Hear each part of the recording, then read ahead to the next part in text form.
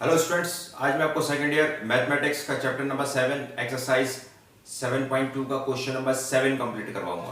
तो question number 7 given है, using slope prove that -1,4 -3,6 and 3,-2 are the vertices of a right triangle. अब यहाँ पे हमें प्रूफ करना है कि एक ट्राइंगल है और उसके हमने 3 वर्टाइसेस दे दिए हैं, ठीक है, ए बी और सी, और हमें प्रूफ करना है कि ये राइट एंगल ट्राइंगल है। राइट एंगल ट्राइंगल क्या होता है? जिसका एक एंगल जो है वो क्या होता है, 90 डिग्री का होता है, ठीक है। फॉर एग्जाम्पल अभी ए बी और बी सी, इनके दरमियान में जो एंगल है वो 90 डिग्री का है, ठीक है। अच्छा, जब एंगल 90 डिग्री का होता है तो इसका मतलब है कि BC जो है वो परपेंडिकुलर है किसके? AB के। तो अब यहाँ पे हमें क्या करना है कि हमें प्रूफ करना है बाय यूजिंग स्लोप फॉर्मूला कि ये जो है वर्टाइसेस हैं राइट एंगल ट्राइंगल के ABC, ठीक है। तो सबसे पहले हम क्या करते हैं कि सॉल्यूशन लेट ए, नेमिंग कर लेते हैं हम वर्टाइसेस की, -1,4, B -3, -6 and C 3, -2 are the vertices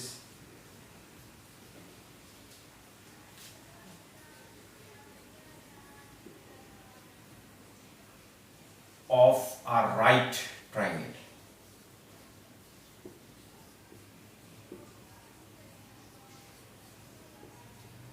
अच्छा, अब यहाँ पे क्या करते हैं कि अभी जो है ना, मैंने जो फिगर बनाई है, मैंने एक अपनी जजमेंट से मैंने एक फिगर बना ली, लेकिन अभी पता नहीं ये करेक्ट है कि नहीं है। क्यों? क्योंकि अभी हमें नहीं पता कि ए बी जो है वो परपेंडिकुलर है बी सी के, या ए सी जो है परपेंडिकुलर है ए बी के, ठीक है। तो ये अभी हमें नहीं पता। तो सबसे पहले हम क्या करते हैं कि हम स्लोप निकाल लेते हैं, उसके बाद हम फिगर की नेमिंग चेंज कर लेंगे, ठीक है। अभी तो मैंने इसको नाम दिया ए, इसको बी और इसको सी।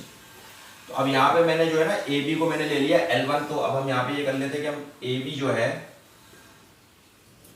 इसको हमने ले लिया L1 और बी सी को हमने ले लिया L2 और ए सी को हमने ले लिया L3, ठीक है। तो सबसे पहले हम क्या करते हैं कि स्लोप निकाल लेते हैं। पहले हम स्लोप निकाल लेते हैं ए बी का। स्लोप ऑफ ए बी, ठीक है। ए पॉइंट क्या है मेरे पास? ए पॉइंट है -1,4 एंड बी पॉइंट है -3, -6, ठीक है। अच्छा, अब यहां पे क्या करना है हमें? जब भी हमें एक लाइन के 2 पॉइंट्स गिवन होते हैं तो हम स्लोप फॉर्मूला यूज करते हैं, बाय यूजिंग स्लोप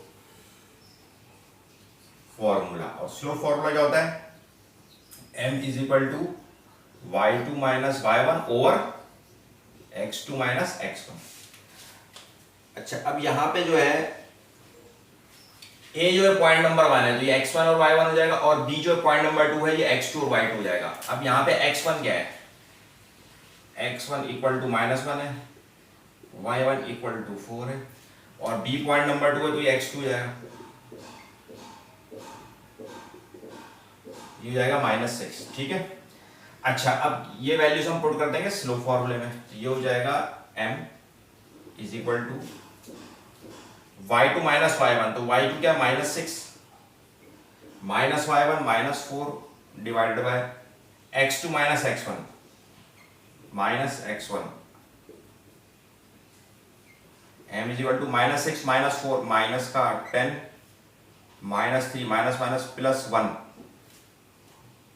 ये हो जाएगा m is equal to minus का 10 और 3 में से 1 गया 2, माइनस से माइनस कैंसिल, 2 1 2 2 5 10। तो हम बस ए बी का जो स्लोप आया है वो क्या आया? m is equal to 5। तो ए बी का स्लोप क्या आया है? 5 आया है। मैं यहाँ लिख लेता हूँ कि ए बी का स्लोप आया है, और इसको मैंने L1 लिया है, तो ये m1 हो जाएगा, इसको हम m1 ले लेंगे, ठीक है। तो ये ए बी इसका स्लोप आ गया 5, ठीक है। अब हम निकाल लेते हैं बी सी का slope, slope of B C.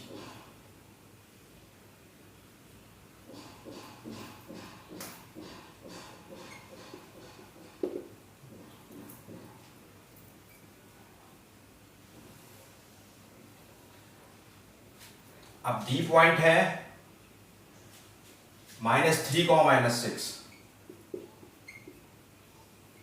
And C point है 3, -2 बाय यूजिंग स्लोप फॉर्मूला। ठीक है, अच्छा अब देखें यहाँ पे हम x1 और x2 की वैल्यूज निकाल लें और y1 और y2 की। देखिए अब b जो पॉइंट नंबर 1 है तो x1 हो जाएगा -3 और y1 हो जाएगा -6, तो ये हो जाएगा -3 और ये हो जाएगा -6। c पॉइंट नंबर 2 है तो x2 3 हो जाएगा और y2 -2 हो जाएगा। अब सिंपली वैल्यूज हम पुट कर देंगे स्लोप फॉर्मूले में। अब BC जो ये L2 है तो उसको हम M2 ले लेंगे। ठीक है, तो y2 - y1 यानी कि y2 - y1 divided by x2 - x1, x2 - x1। अब ये हो जाएगा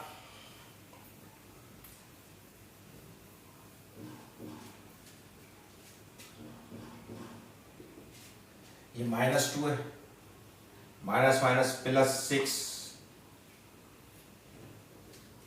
3 है, +3 है।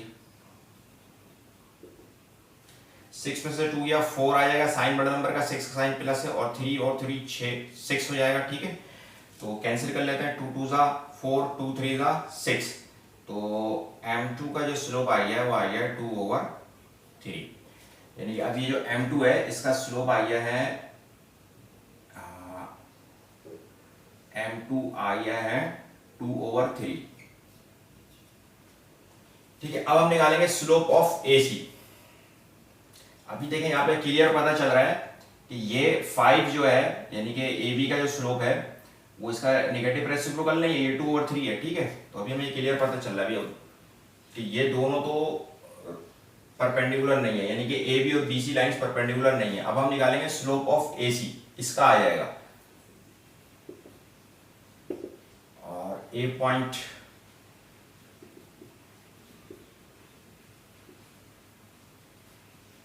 C पॉइंट है 3, -2 बाय यूजिंग स्लोप फॉर्मूला। अब यहां पे हम x1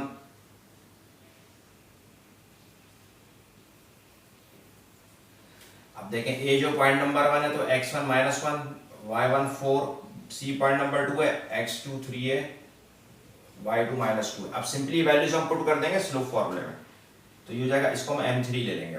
ये है y2 - y1, y2 - y1 over x2 - x1।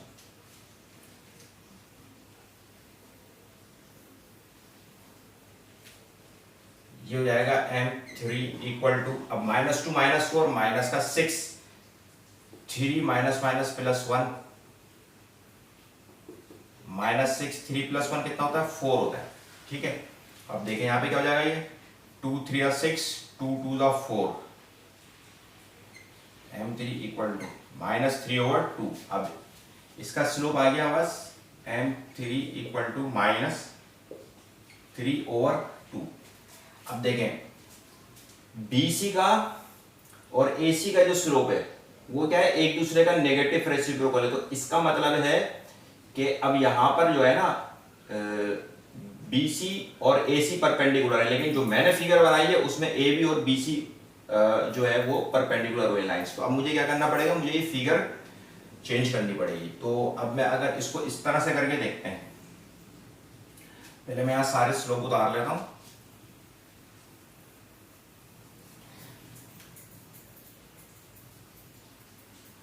बल्कि मैं इसकी फिगर अब यहां बना देता हूं। ठीक है, ये देखें, ये हो गया, ये हो गया।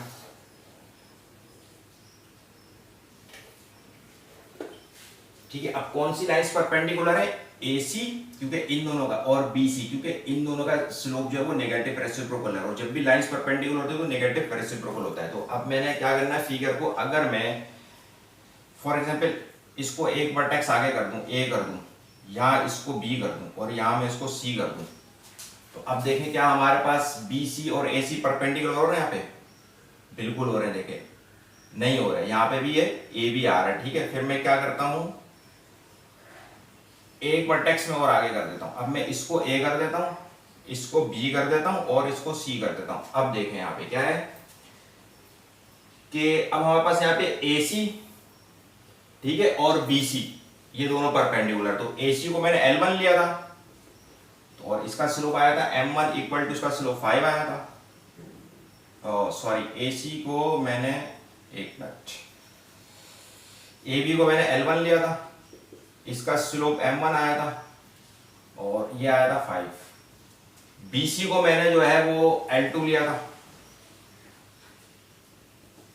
और इसका स्लोप आया था 2/3 और AC को जो है मैंने वो L3 लिया था और इसका स्लोप आया था M3 इक्वल टू माइनस का 3/2। अब देखें यहाँ पे, अब ये दोनों लाइंस क्या है, परपेंडिकुलर है, AC और BC, ठीक है, यानी कि इनके दरम्यान में एंगल 90 डिग्री का बन रहा है और देखें इनका स्लोप भी क्या है, नेगेटिव रेसिप्रोकल है। BC का 2/3 है और AC का -3/2 है। तो अब हम यहाँ पे लिख देंगे कि since BC is perpendicular to AC,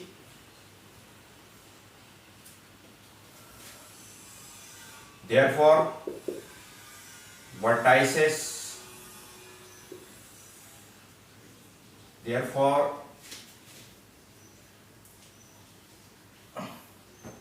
A -1,4, B -3,6 and C 3,2 are the vertices of a right triangle।